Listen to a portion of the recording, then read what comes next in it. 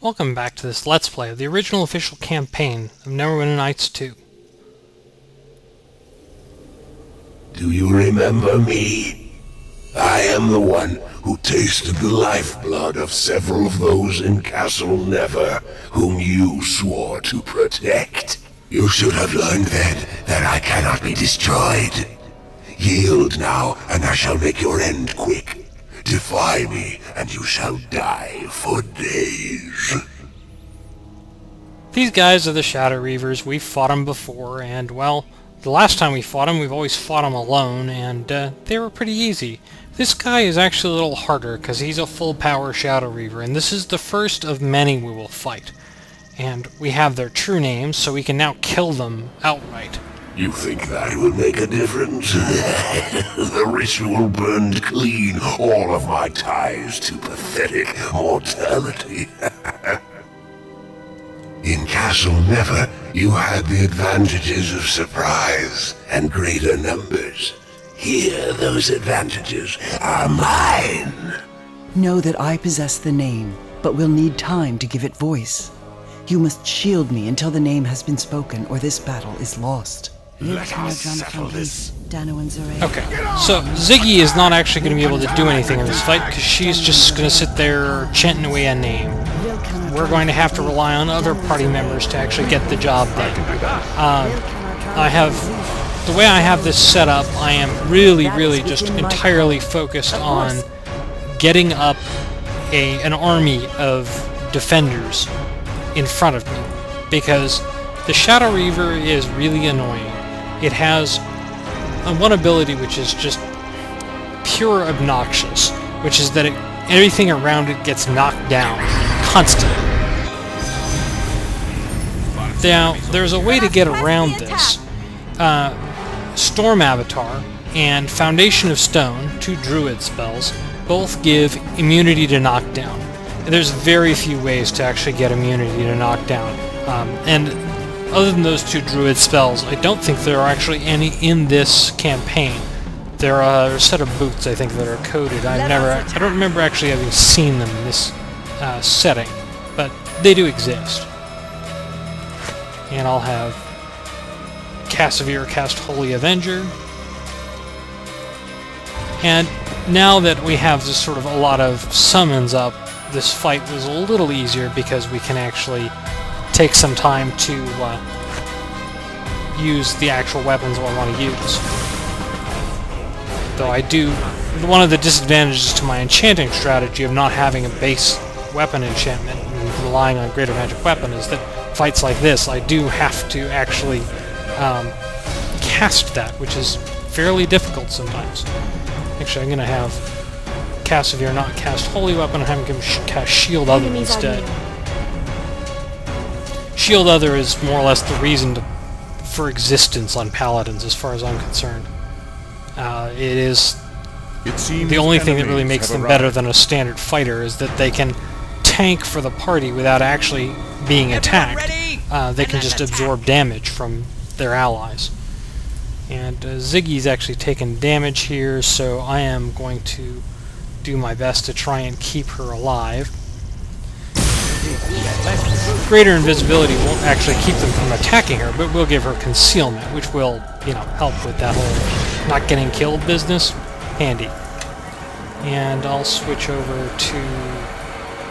Well, I'll just have Grobnar fight Blade Golem. See that circle thing there? That is the mass knockdown ability that I was talking about. And it doesn't affect Ziggy when she's actually trying to cast the true name, though she's done now, so we just have to kill the thing. And it doesn't affect my main character because he's got Foundation of Stone cast, and it doesn't affect Eleni because she's got Storm Avatar cast. So, while Eleni is not technically a requirement to fight the Shadow Reavers, the way Ziggy is, you'd be crazy not to use her. No, I guess we got disrupted in our attempted casting of the true name. So I'm going to have to get Ziggy to not fall down all the time.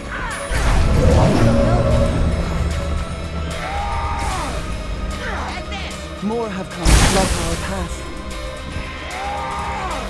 Without the true name, essentially, he just gets right back up when you kill him, which is annoying.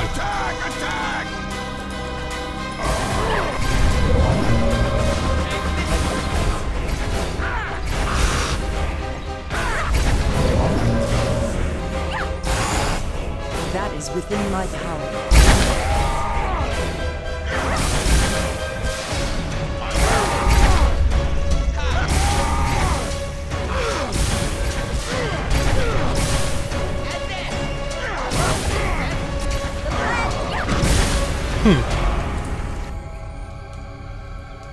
Well, let's try it again. I don't know. I hope I haven't run into a little bit of a bug here. Enemies are near. Dirt wallowing ogre lover.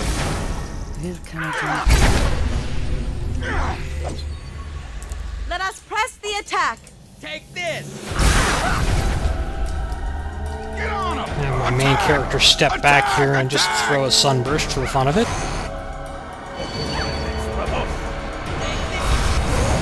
There's a greater shadow that's still alive here. Or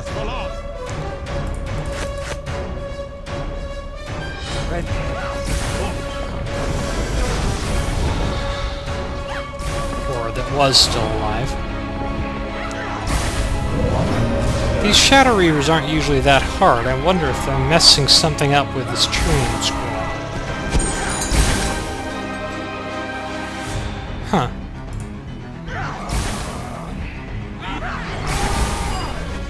Okay, well, there he goes. Finally.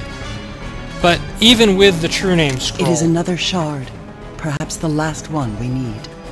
Okay, and we found another piece of the silver sword on the guy's body. Even with the true name scroll, those Shadow Reavers do not go down quickly, and it's very much in your interest to get rid of all of their allies first. There's one fight near the end of the game where you're fighting 3 of those things at once, and it's... let's just say that's fun. It's one of the few truly challenging fights in the game, and if you don't have Eleni casting Foundation of Stone, I don't actually know how you'd beat it. But anyway, we don't really have enough shards to reforge the sword. Perhaps. Perhaps not. It is unclear to me. But know that if we can discover how to reforge the blade, then we will have the only weapon that can harm the King of Shadows. Okay, well... and you also get this random scythe, which... I mean, it's okay, I guess, but I'm never going to use it. Anyway, back to Crossroad Keep.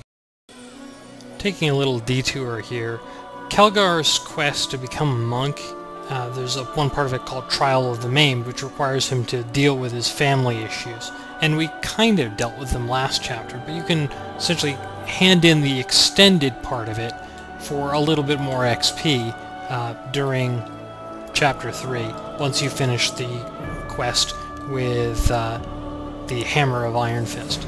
And I only did that because I was 64 XP away from gaining a level, and I just wanted to hit the levels now rather than later. And I'm just going to show one thing for my own level. I can no longer take levels of Eldritch Knight. You're only allowed 10 levels, and actually last level I also had to take as Wizard. It's kind of a pity. It keeps Eldritch Knight from being useful as a build into the epic levels. You can still make it work, but you have to use Fighter as your base class rather than Barbarian. And you use Fighter and you take greater weapon focus and you get up to epic weapon focus, and that way you actually have enough attack bonus that you might actually hit something. For this build, if I stayed just continuing to gain levels of Wizard, I just wouldn't have enough attack bonus to hit enemies, and, well, it wouldn't work. So that's why this particular build would not be a good idea to bring all the way through into Mask of the Betrayer, because, well, I mean, I'm sure I could still make it work. A level 20 wizard that's at least capable of fighting weak enemies with a weapon is still gonna, still functional, but it's not gonna be as powerful a build as Sally, the build that I used for the actual LP, though she's a little weird, and it certainly won't be as good a build as some of the other just sort of well thought out builds. You'll notice when I gained that level it did not offer me the opportunity to gain new spells. I know them all already, and I've cast them all already. We're just waiting on our level 9s, which will take one more level. I'll gain everybody else's level off screen. I presume reciting the true name worked. Know that the name made it vulnerable, and the Shadow Reaver is no more. And we recovered another shard upon its body. Know that other pieces of the blade are missing. But I think with this shard, we now have enough. Enough to remake the blade? And how do you know that? I simply know. But the pieces are not enough. I still do not understand how the sword was broken in the first place. Was it the power of the avatar of the King of Shadows? I was not there when it shattered, so I do not know. If I could, I would. But you are right to ask me.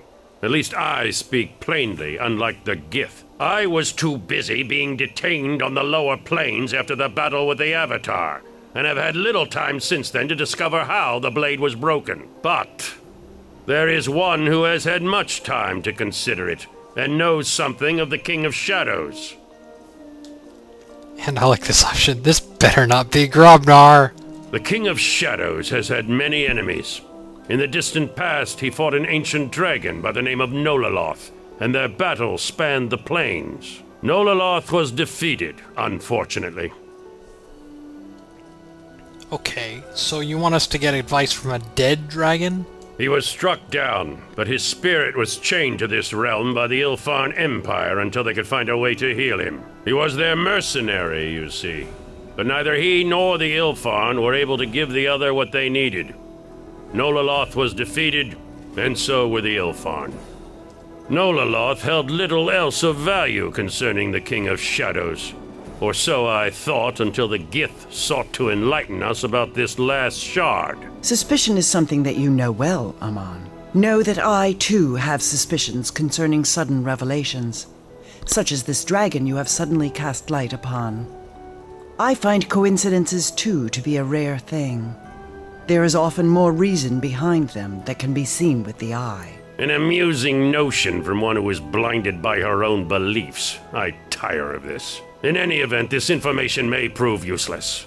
The last time Nololoth and I spoke, we did not part on friendly terms. He has little reason to help us, or me. I inquired after information to defeat the King of Shadows, and Nololoth wished more than I could give at the time. If this Nololoth knows how the blade was broken, then that is knowledge we must have. I can give you Nololoth's location, but it's not an easy journey.